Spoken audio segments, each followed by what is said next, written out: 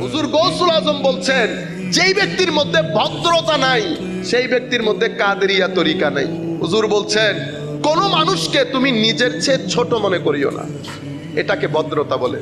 হুজুর, মানুষটা যদি বয়সে আমার ছোট হয়, যদি বয়সে ছোট হয় তো মনে করবা বয়স কম তো গুণও কম। হুজুর, যদি বয়স বেশি হয় চিন্তা করবা তখন বয়স বেশি তো আমলও বেশি।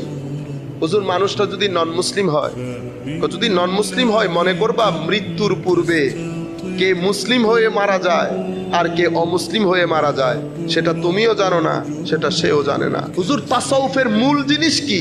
তাসাউফের মূল জিনিস হচ্ছে ভদ্রতা। সেই জন্য হুজুর গৌসুল আজম বলছেন না, দারাস্তুল ইলমা হাত্তা সিরতু কুতুবা। ইলম শিখতে শিখতে আমি কুতুব হয়ে গেছি। কোন ইলম শিখেছে? একটা ব্রেইনের ইলম, একটা কলবের ইলম। আমরা বর্তমানে মাদ্রাসা শিক্ষার মধ্যেও আমরা কলবের ইলমটা বন্ধ করে দিয়েছি।